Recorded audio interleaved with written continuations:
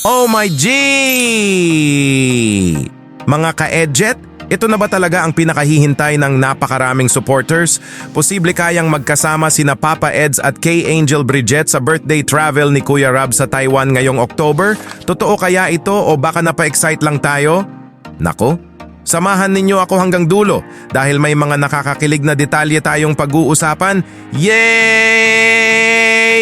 Baka ito na ang simula ng panibagong Good Vibes Kilig Tandem.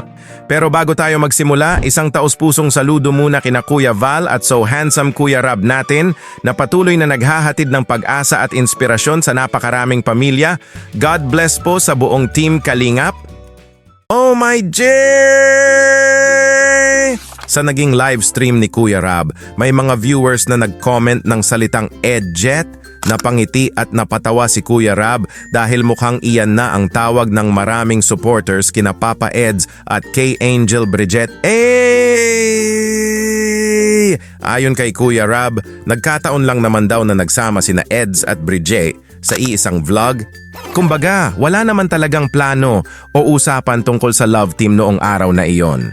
Pero grabe mga ka-Edjet, kahit simpleng usapan lang at magkatabi lang silang nakaupo, napakarami ng kinilig.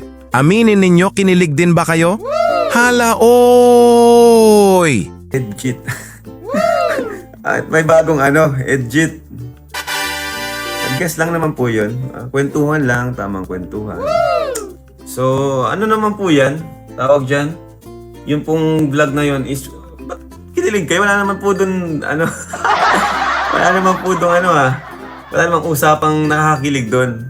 Sabi pa ni Kuya Rab, marahil natuwa ang mga manonood dahil pagkatapos ng mga nangyari noon sa dating love team ni Eds, parang unti-unti nang nawawala ang lungkot at disappointment. Para bang may bagong good vibes na dumating. Wala naman po doon wala namang usapang nakakakilig doon. Anong nangyari? Siguro na lang kayo, feeling ko naramdaman nyo, muli kayong nasiyahan kasi natuwa kayo gawa sa mga nangyari, no? Parang tayo, parang pag nakikita natin yung si Bridget, parang yung sakit, 'di ba? Mga disappointment ng mga nakaraan. parang nawawala, 'di ba? At isa pa sa napansin ni Kuya Rab ay ang magandang personalidad ni Bridget. Napakagaling nitong sumagot sa mga tanong, matalino, marespeto at mabuti ang puso. Kaya naman maraming viewers talaga ang nagsasabing deserve din ni Bridget ang suporta at pagmamahal ng mga tao. Sa akin naman, ang nagustuhan ko naman sa yung vlog natin nung nakaraan, Bridget at Edu. Yung parang may healing. Parang ganun. Parang may healing ba na yung gaya na sinabi ko, yung mga disappointments natin, yung sakit, parang muling nagkaroon ng good vibes. Parang ganun. Muling ng good vibes. Yung masaya lang tayo, kwentuhan, di ba? Tapos makita natin si Bridget na napakagaling, di ba?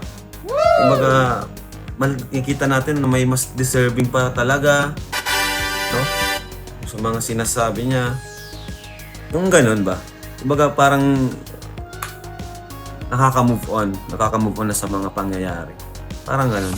Gayunman, nilinaw rin ni Kuya Rab na ang love team ay hindi ibig sabihin na sila na agad ang magkakatuluyan.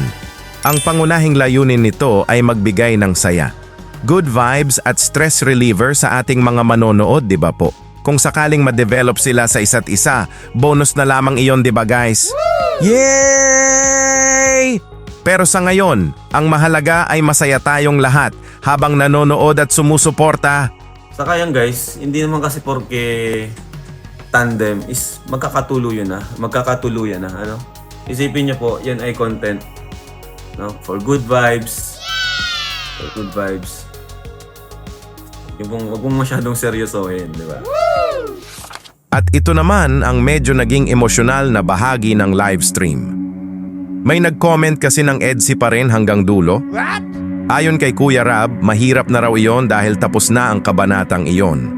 Habang nagsasalita siya, ay nagpatugtog pa siya ng malungkot na background music. Sinabi niyang mas magandang alalahanin na lamang ang masasayang alaala, ang mga unang episodes, ang mga simpleng titigan at mga panahong puno pa ng saya. Pero sa kasamaang palad, iba ang naging takbo ng kwento at nauwi iyon sa hindi magandang pangyayari. Kaya kailangan na raw tanggapin ang realidad at mag-move forward. EDSI pa din hanggang dulo. Mahirap na po yan. Kumbaga, ang istorya ng EDSI ay hanggang doon na lang guys, no? Malungkot man ang nangyari pero kailangan natin tanggapin. Di natin inaasahan na ganun ang kahantungan. Isipin na lang natin ay yung mga masasayang alaala. Diba? Isipin na lang natin yung masasayang alaala. Tuwing sila nagtititigan. Mga unang episodes. Mga panahong hindi pa toxic. Mga panahong sobrang simple pa lang niya.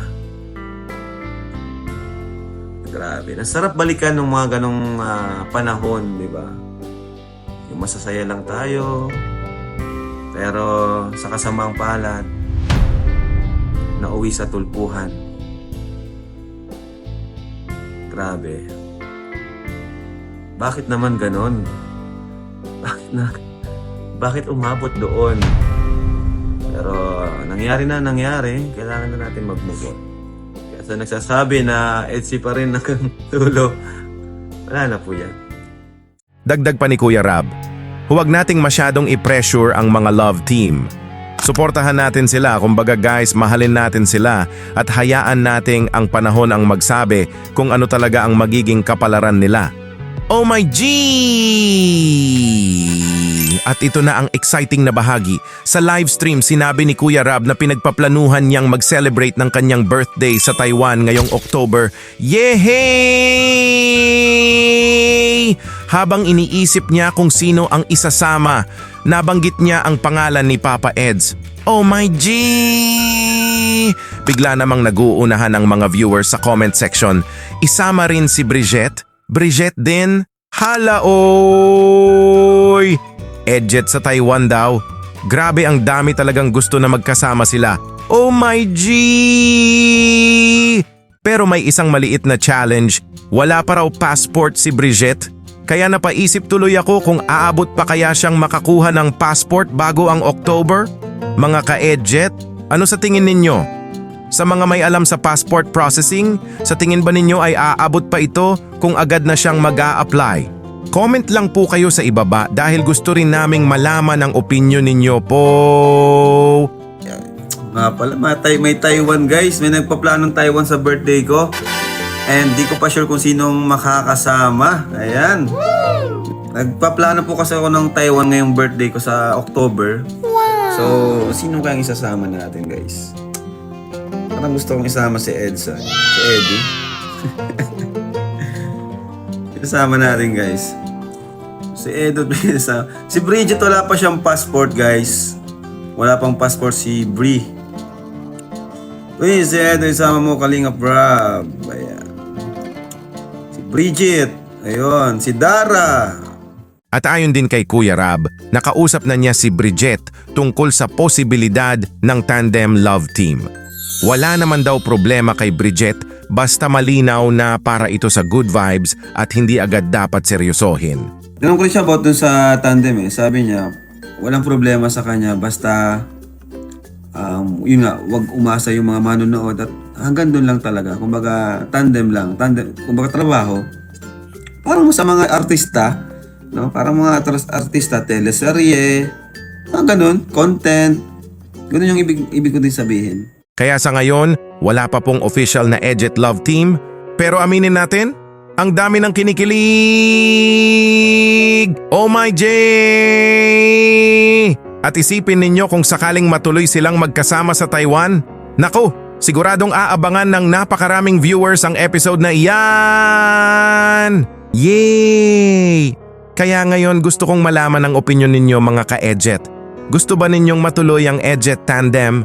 Kung ikaw si Kuya Rab, isasama mo ba si Bridget sa Taiwan birthday trip? At sa tingin ninyo may chemistry ba talaga sina Papa Eds at Bridget?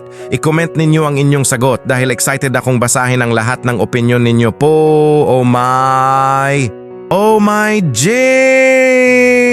Kung nagustuhan ninyo ang ating reaction video, huwag kalimutang i-like, i-share at i-subscribe para lagi kayong updated sa latest Team Kalingap at EdJet updates. Maraming salamat sa inyong walang sawang suporta.